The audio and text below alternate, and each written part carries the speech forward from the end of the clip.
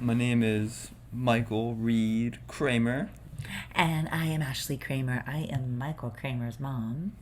and today we're going to be telling you guys a little story about how I was diagnosed with cancer and how I reacted to it.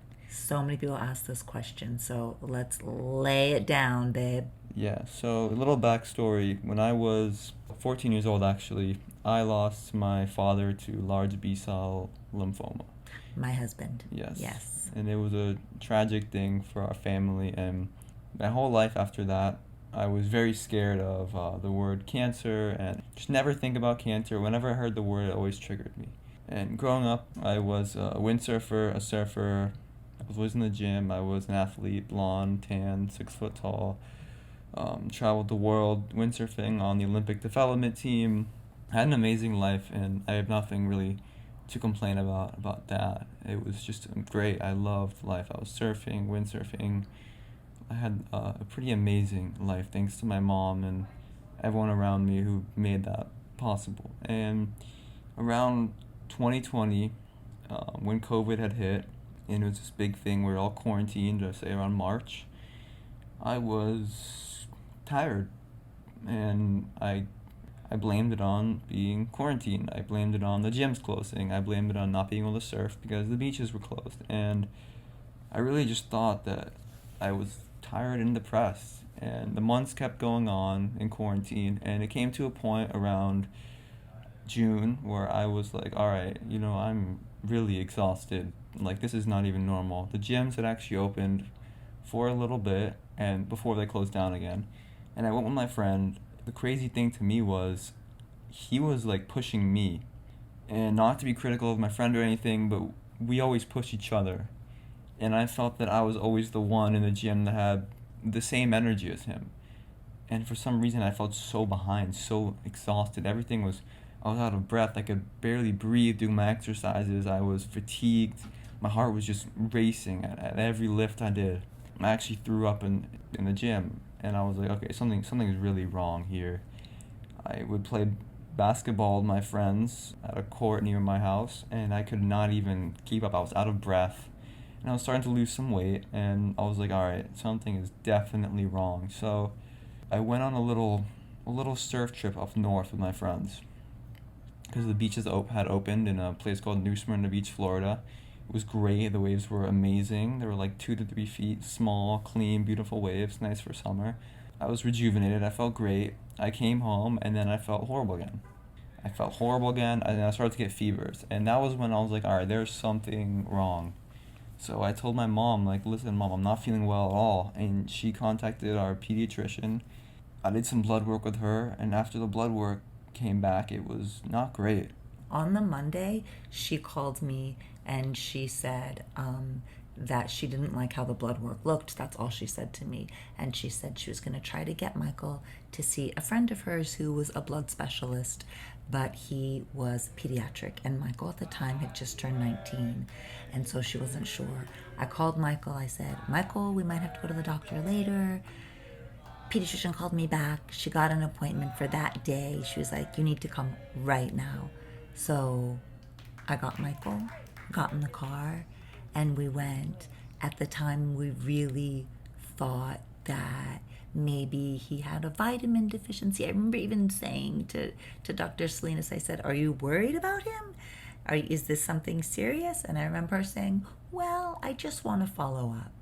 We Yeah. really weren't worried. And I remember that day I was driving to my friend's house, and my mom called me, like, we need to go to the hospital. Dr. Salinas wants you to meet a blood specialist at Nicholas. And I was like, what? And I was like, all right, I'm going to turn around. I called my friend, told him I wasn't going to hang out with him. And I was like, don't worry, we'll hang out tomorrow. I went to the hospital with my mom. It was an oncologist that we were seeing. And still, I wasn't thinking anything at all. I don't know what was wrong with me. I was just thinking, oh, he's just going to give me some iron supplements because I'm probably anemic. Because I'd Googled what it feels like to be anemic. And I was like, that's exactly what I feel like. I'm just anemic. I get there, do some blood work. It comes back, again, the same. And he's a little concerned. The oncologist says, I want you to do a bone marrow biopsy. You can stay the night. And I was like, stay the night in the hospital? Are you kidding me? I know at this point, Michael had never spent the night in the hospital. He was born with a midwife. He had never spent the night in his life in a hospital. So when he said that, we were like, if we can go home, we'd rather go home. So we did. Yeah, and I remember listening to a song called "Wishing Well" by Juice WRLD on the way home, and I was like, oh, really, a bone marrow biopsy? And I was like, a little sad to that song, like, oh, this is gonna be so annoying. I don't want to go do a biopsy. I don't want to waste my day tomorrow, go under anesthesia. Ugh, this is such an inconvenience. I had to cancel my classes. I couldn't work. I was like, gosh, 2 days in a row that I have to cancel classes. But okay, for my kid. And then we went the next day, and I had to be NPO, which is nothing put in mouth, basically. And it's Latin, I think, right? Definitely not nothing put in mouth. It is Latin, and But but that's it, what it basically means. That right. after midnight you can't eat or drink. But no one told us that. So I had So, an apple in the morning, and when I well, went to in the the waiting, you didn't infusion, even have an apple. He had a bite of an apple in the waiting room, and the and the nurse nurse was was like, like, "Oh, "No," no!" yeah, and then so that delayed my biopsy a few hours because you have to be, again, you have to be NPO. You're supposed to have nothing in your system. So she did the COVID test, and it came back negative, And I was like, "Yay! He doesn't have COVID." I really thought he had and that COVID. was kind of her biggest worry. So we were like, "Oh, the bone marrow biopsy's gonna be nothing, and we're just gonna be Exactly. done." And Then we'll go a home. few hours later, I was taken to the procedure unit, minor procedure unit, and I remember asking the nurse, "Have you ever been under anesthesia?" And he was like, "Yeah, one time for a surgery of my back." And I was like, "How was it?" He was like, "Oh, it was like nothing. You know, you get it, and then next thing you know, you're awake in the bed." And I was like, "Oh, okay." So I wasn't nervous anymore. And then I get into the minor procedure unit. They call my name. I get taken. I get knocked out. They put me on this medicine. I'm like, "Oh, you're gonna feel drunk." And then I felt really woozy. And the next thing I know, I'm asleep. And the next thing I know, after that, I wake up. And I wake up and I'm taken back to the room where I was. And as soon as I'm gaining back my consciousness, the doctor walks in and says, "You have lymphoma slash leukemia." Well, and then he said what you have is treatable. That's how he started it. Very kindly and positively and optimistically, what you have is treatable. But what followed was, you have leukemia. And Michael and I were both like, what? And then he said, possibly it's lymphoma. And I know my heart stopped because Michael's dad, who had died 4 years prior to lymphoma, hearing that was a shock. It Like, was a shock. it was a shock. My heart stopped. And it felt like really personal to me. And that was just one of the craziest. You can never anticipate that moment for a doctor to tell you have cancer.